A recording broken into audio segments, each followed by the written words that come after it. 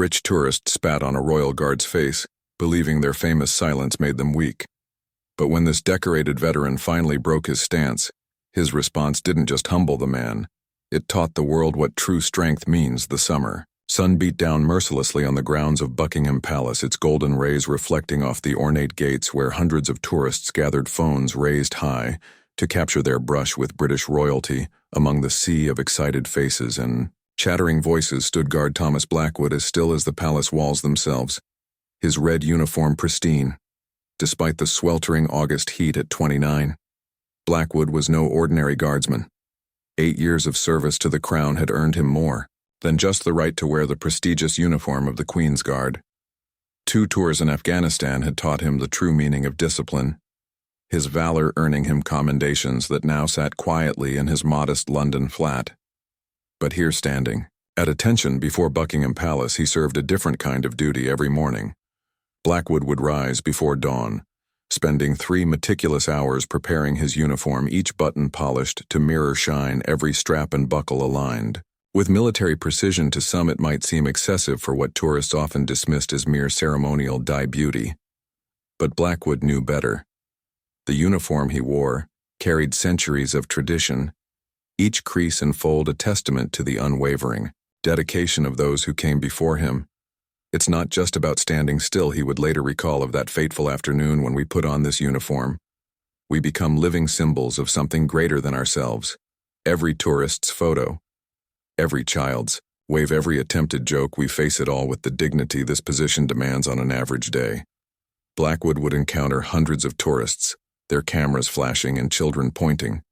Most were respectful, some were amusing, and a few would try to provoke a reaction, a time-honored game that most guards had learned to take in stride. But this particular Thursday afternoon would prove different. Among the usual crowd of sightseers, a group of American tourists was making their way to Ward's post, led by a man whose expensive polo shirt and designer sunglasses couldn't quite mask his air of entitlement. The time was 2:30 p.m., the sun at its highest and the crowd at its thickest. None of the excited tourists snapping their photos could have guessed they were about to witness a moment that would challenge the very foundations of duty, discipline, and dignity. Not even Blackwood, who had maintained his composure through 8 years of service, through war and peace, through rain and shine, could have predicted how the next 17 minutes would test every ounce of his training. As the group of Americans drew closer, the air seemed to grow heavier with tension in his years of service. Blackwood had never once broken character, not in the worst weather, not under the most aggressive provocations, but as he caught sight of a young man approaching, Kevin Reynolds. Though Blackwood didn't know his name yet, something felt different.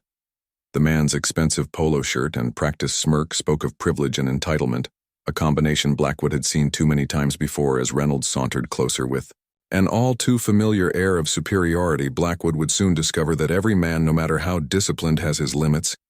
Kevin Reynolds wasn't accustomed to being ignored back in Texas. His family's oil money had always guaranteed him the attention he felt he deserved at the prestigious Dallas Country Club. Waiters would materialize at the slightest gesture in board meetings. Executives twice his age hung on his every word. Even here in London, his first-class flights, 5-star hotels, and exclusive restaurant reservations had maintained that comfortable bubble of deference he'd come to expect. But now, standing before the stoic figure of Guard Blackwood, Reynolds faced something his wealth couldn't influence: genuine, unmovable dignity. The morning had started typically enough for Reynolds: a champagne breakfast at the Ritz, where the matron had fawned over him appropriately, a shopping spree at Harrow's, where attendants had rushed to offer him private viewing rooms. But as the day wore on and the drinking continued, a familiar restlessness had begun to stir within him. That nagging need to prove himself, to assert his importance in increasingly dramatic ways. "Hey, look at this guy," Reynolds called out to his friends, his voice carrying the distinctive draw of old money.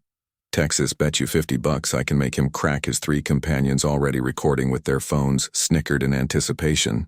They'd spent the morning pub crawling through London's finest establishments, their American Express black cards opening doors that would have remained firmly closed to lesser mortals. And now, with liquid courage coursing through their veins, they were ready for what Reynolds called some real entertainment. The first attempts were predictable enough. Reynolds posed beside Blackwood for selfies, making exaggerated faces and throwing peace signs. "Come on, buddy," smile for the camera. His friends laughed, encouraged by the growing attention from other tourists who had stopped to watch. A small crowd began to form, their own phones raised to capture whatever might unfold. A street vendor nearby slowly pushed his cart away, sensing the brewing trouble. With the instinct of someone who'd seen similar scenes before, Blackwood remained motionless, his eyes fixed. Straight ahead in his mind, he recited the oath he'd taken years ago, letting the familiar words wash over him like armor he'd faced. Worse, much worse, the scars on his left shoulder from that firefight in Helmand Province were testament to that. He could still recall the whistle of bullets, the weight of his wounded comrade as he dragged him to safety, the grit of sand between his teeth as he'd called in air support. This was nothing, just another tourist who'd had too much to drink and forgot his manners. But Reynolds was just getting started. Emboldened by his audience and frustrated by Blackwood's composure, he stepped closer, the expensive scotch on his breath mingled with designer cologne as he invaded the guard's personal space. "What's with the funny hat, man? Did you lose a bet?" He reached up as if to touch the bare skin cap, stopping just short. Even in his inebriated state, some small part of him remembered the warnings about physically interfering with the guards. His hand hovered there, trembling slightly, as if testing the boundaries of his own courage. A middle-aged woman in the crowd spoke up, her British accent sharp with disapproval. "Approval, young man, show some respect." She clutched her handbag tighter, her knuckles white with indignation, but her words only seemed to fuel Reynolds's determination. He turned to the crowd with an exaggerated bow, playing to his growing audience like a seasoned performer who'd finally found his stage respect for what. Standing there like a mannequin, Reynolds scoffed, his designer sunglasses catching the afternoon sun. The Ray-B bands cost more than some people's monthly salary, but they couldn't mask the emptiness in his eyes. "My tax dollars probably pay for this whole circus." The historical inaccuracy of his statement might have been amusing if his tone hadn't been so bitter, so deliberately provocative. A few American tourists in the crowd exchanged embarrassed glances, as if trying to distance themselves from their countrymen's behavior through it all. Blackwood remained still, but his mind was active. He noticed everything, the way Reynolds's friends had spread out to film from different angles, the uncomfortable shuffling of other tourists, the concerned glances from a palace security officer in the distance. 8 years of military service had taught him to observe, to assess, to prepare. He noted the slight sway in Reynolds' stance, the forced nature of his laugh, the way his right hand kept clenching and unclenching, signs of someone working themselves up to do something stupid. Something in Reynolds' demeanor was different from the usual troublemakers. There was a calculated edge to his actions, a deliberate escalation that set off warning bells in Blackwood's mind. The sun had shifted position, casting long shadows across the palace grounds. A cool breeze carried the distant chimes of Big Ben 3Y. Blackwood had been standing at his post since dawn, his muscles trained to maintain perfect stillness, despite the fatigue he'd learned. This discipline in military training perfected it during countless ceremonies, and now it served as both his armor and his weapon. "Maybe he's broken?" Reynolds announced, moving to stand directly in front of Blackwood. His expensive loafers scuffed against the pavement as he steadied himself. "Hey, robot, anyone home?" He waved his hand in front of Blackwood's face, close enough that the guard could smell the expensive scotch on his breath. "Malin, 25.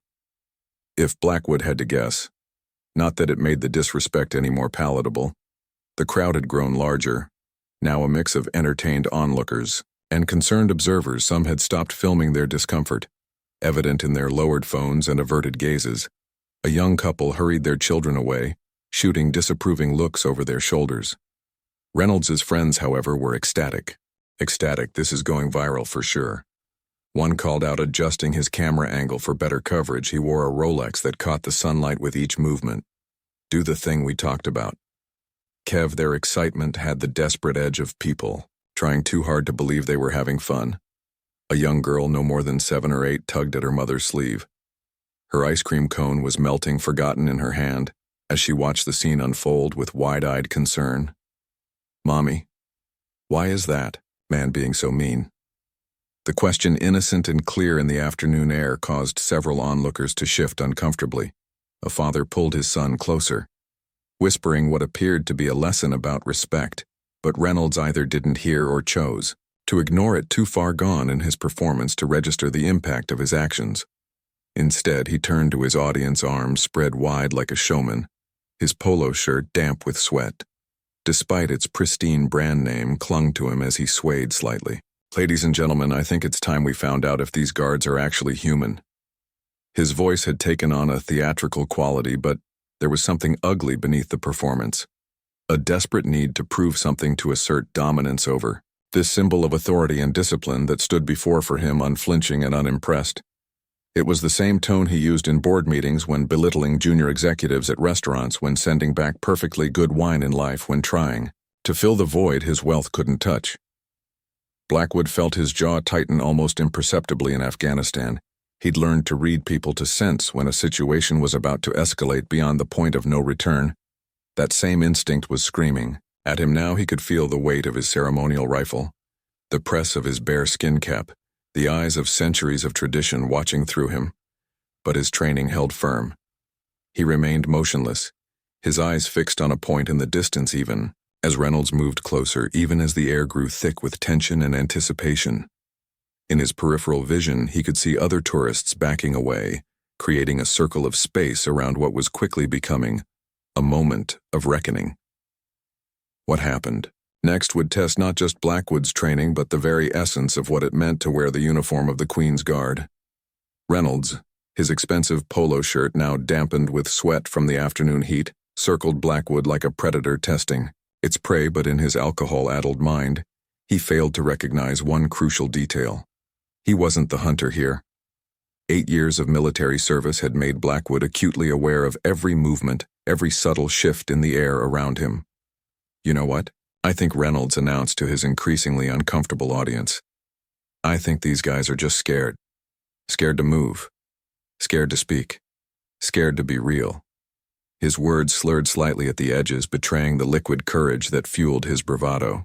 "They hide behind tradition because they're too weak to face reality."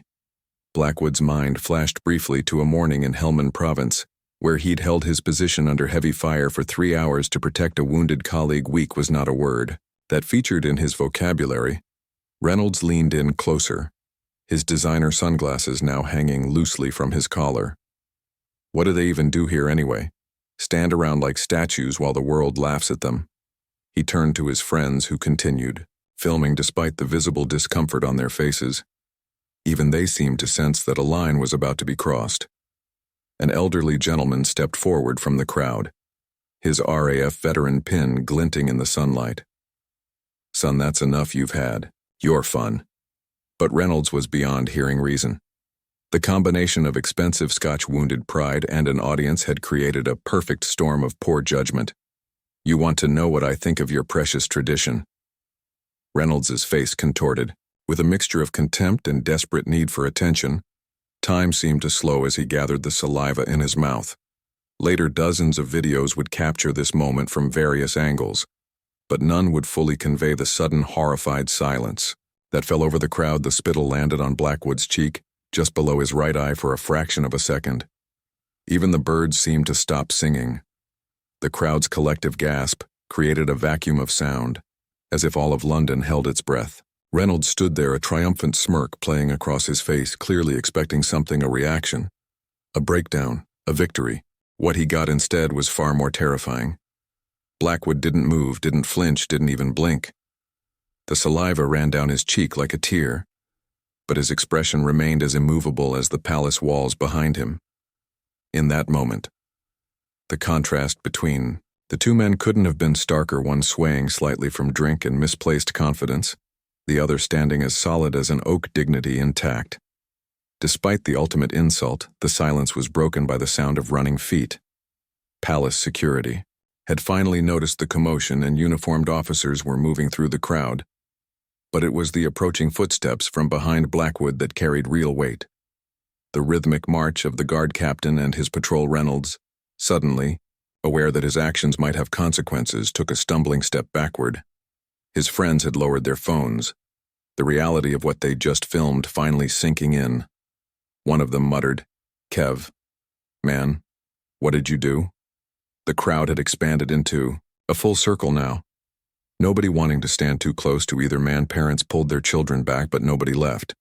They could sense that history was about to be made, though not in the way Reynolds had intended. For the first time since the incident began, Blackwood's eyes moved. They locked onto Reynolds with the same intensity that had once tracked enemy movements across Afghan mountains. In that gaze was not anger, not hatred, but something far more powerful, the weight of centuries of tradition. Honor and duty focused like a laser on one foolish soul who had dared to test its limits. Guard Captain Harrison's voice cut through the tension like a knife through butter. Guard. Stand down. The command, delivered with quiet authority, gave Blackwood permission to do something he hadn't done in 8 hours of duty. Move. The motion was deliberate, precise, and somehow more intimidating than any sudden action could have been. Blackwood pivoted 45 degrees, came to attention, and saluted his superior with textbook precision. Sir. Permission to address the situation. Granted. What happened next would be described by witnesses in dozens of different ways. Some would call it a speech, others a lesson, and still others would describe it as one of the most powerful moments they'd ever witnessed, but all would agree on one thing: they had never seen dignity quite like this. Blackwood reached up with a white-gloved hand and slowly wiped the spittle from his cheek. His movements were unhurried, almost ceremonial. When he spoke, his voice carried the weight of every soldier who had ever stood guard at these gates 8 years ago. I took an oath. He began, his words clear and measured, not just to the crown but to everything these gates represent: tradition, honor, sacrifice. His eyes found Reynolds, who had suddenly lost all traces of his previous bravado. While you were in that pub, working up the courage to come here and make a spectacle of yourself, I was standing guard over a history that stretches back centuries. The crowd was absolutely silent now, phones still recording but forgotten in hands that hung limply at their sides. Even Reynolds' friends had stopped their nervous shuffling. You see this uniform? Blackwood continued, his voice carrying across the courtyard. Before I earned the right to wear it, I served 2 tours in Afghanistan. I've watched brothers in arms fall defending the values you mock. This isn't a costume, sir. It's a symbol of dedication that you clearly cannot comprehend. He turned slightly, addressing the broader crowd. Now every day we stand here not as statues or tourist attractions, but as living reminders of the discipline, honor, and sacrifice that built and preserved this nation. We endure the heat, the cold, the rain, and yes, even the occasional fool who mistakes our discipline for weakness. Reynolds, attempting to salvage some dignity, opened his mouth to speak, but Captain Harrison's sharp glance silenced him immediately. 2 police officers had arrived and were standing ready, but they too seemed captivated by Blackwood's words. You wanted to know if we're human? Blackwood's voice took on a softer tone, though it lost none of its power. We are. We feel every insult, every joke, every attempt to break our composure, but we stand firm because that's what duty demands, because some things in this world are bigger than personal comfort or ego. Some traditions deserve respect even if you don't understand them. He turned back to Reynolds, who had begun to visibly shrink under the weight of the moment. You came here, hoping to create a viral video to get your moment of internet fame. Congratulations, sir. You've succeeded, but not in the way you intended. Instead of exposing weakness, you've demonstrated why we stand here day after day, because there must always be those who stand firm against disrespect, who maintain dignity in the face of ignorance, who remind others that honor isn't just an old-fashioned word.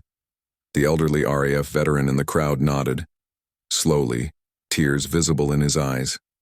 Parents were drawing their children closer, speaking in hushed tones, explaining the significance of what they were witnessing.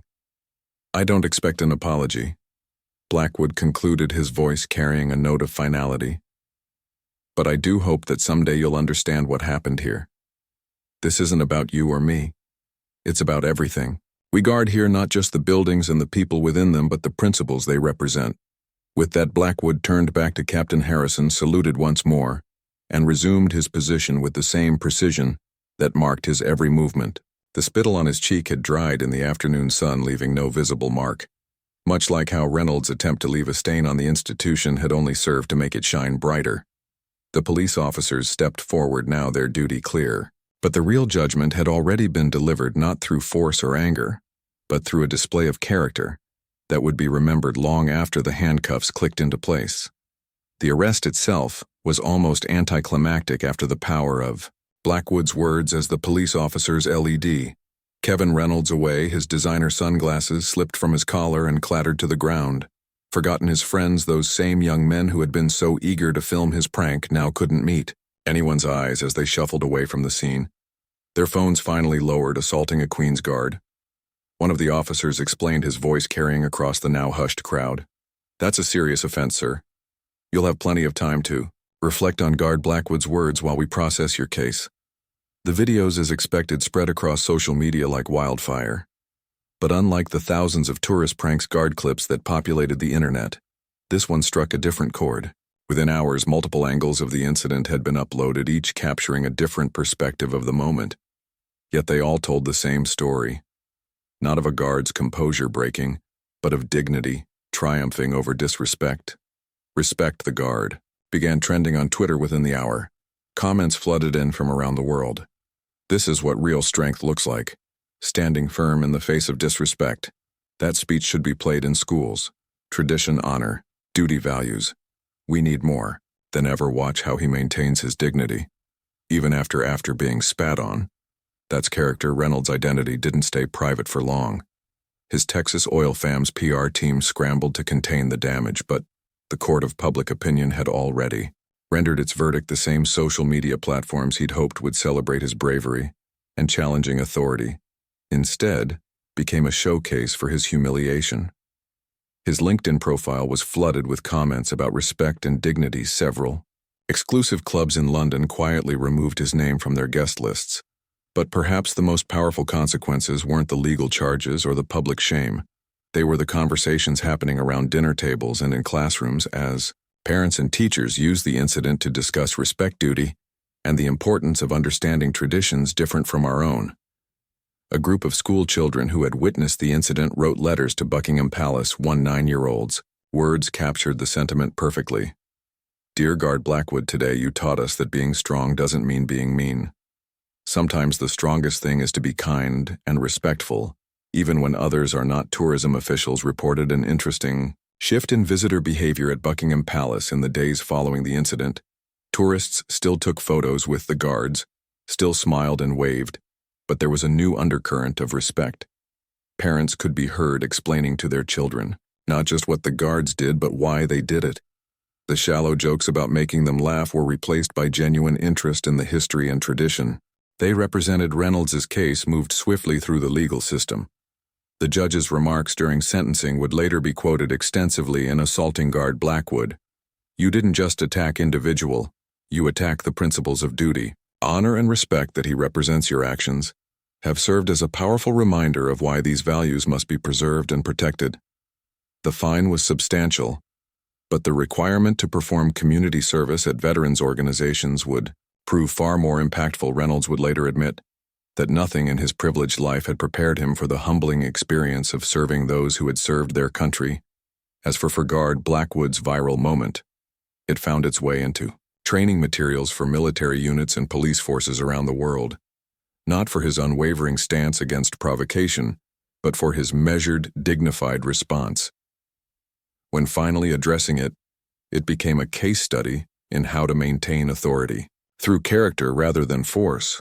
But through it all, Blackwood remained unchanged. The next day, he resumed his post with the same dedication, the same precision, the same unwavering commitment to duty.